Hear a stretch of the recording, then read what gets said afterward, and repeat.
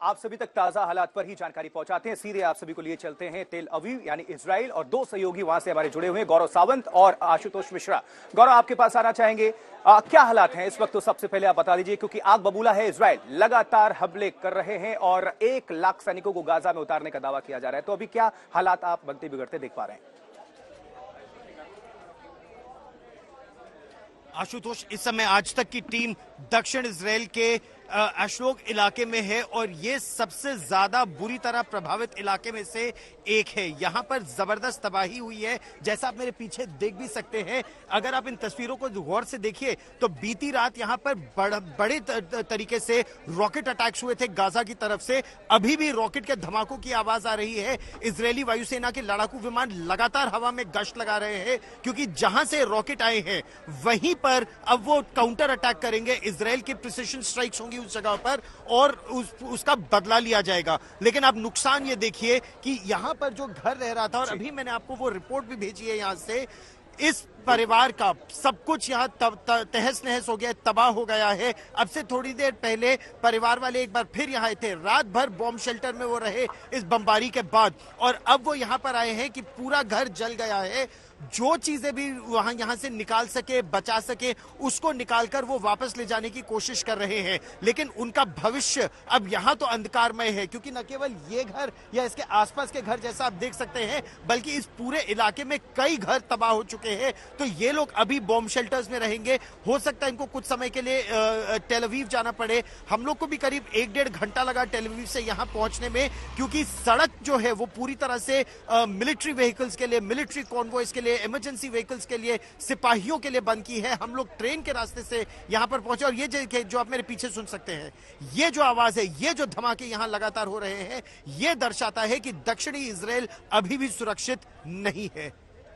बिल्कुल, आशुतोष मिश्रा भी हमारे साथ हमारे सहयोगी जुड़े हुए हैं। आशुतोष, आपका रुख करना चाहेंगे, आपकी मौजूदगी कहां पर है? और लगातार देखिए, जंग किसी के लिए भी ठीक नहीं होते हैं, मारे नागरिक ही जाते हैं, नुकसान नागरिकों को ही होता है, सिविलियंस ही टारगेट पर होते हैं। लेकिन चूंकि अटैक है ये इजराइल पर, इजराइल पलटवार कर रहा है, तो अभी क्या तस्वीरें वहां पर, क्या मंजर हैं?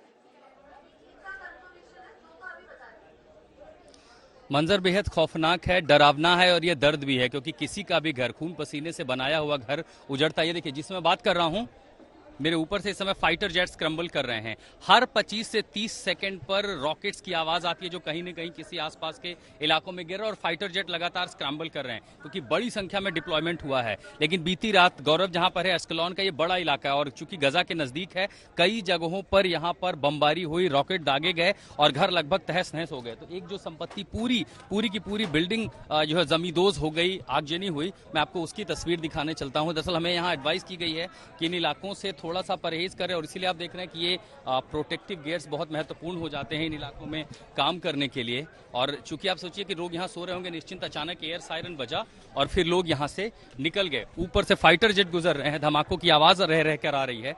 और ये अंदर की तस्वीरें आप जो देख पा रहे हैं, आज तो सब कुछ, पूरी की पूरी इमारत जो है काली पड़ गई है, सब कुछ जल गई है, पूरा हिस्सा। चूंकि समझिए कि इमारत कितनी मजबूत होती है, और ये सब कुछ धराशायी हो चुका है। जो इक्का दुक्का लोग हैं वो अपना सामान चेक कर रहे हैं, क्या क्या बचा है, क्या नहीं बचा है। आसपास के जितने लोग हैं, चूंकि जगह जगह पर इजराइल में बंकर्स, और खासकर गजा के इलाके जो सीमावर्ती इलाके हैं, यहाँ बंकर हमेशा से रहे हैं। तो जैसे एयर सायरन बजता है, लोग इन बंकरों में भाग जाते हैं। आप सोचिए, घर में बच्चे थे, महिलाएं थी, छोटे छोटे, इन सब के जूते, चप्पल, कपड़े, बस यही बचे हुए हैं। बाकी सब कुछ जलकर राख हो चुका है। ये देख रहे हैं, ये आगजनी की जिंदा तस्वीरें हैं, और अभी 24 घंटे भी नहीं हुए हैं इन इलाकों में। और खासकर मैं आपको ये भी बता दूं कि अश्केलॉन में तो अभी आप जो देख रहे हैं, ये वो तस्वीरें हैं जो बीती रात को यहाँ हुई हैं। किसी को नहीं पता कि यहाँ पर फिर से कब आगजनी हो जाएगी, कब धमाका हो जाएगा।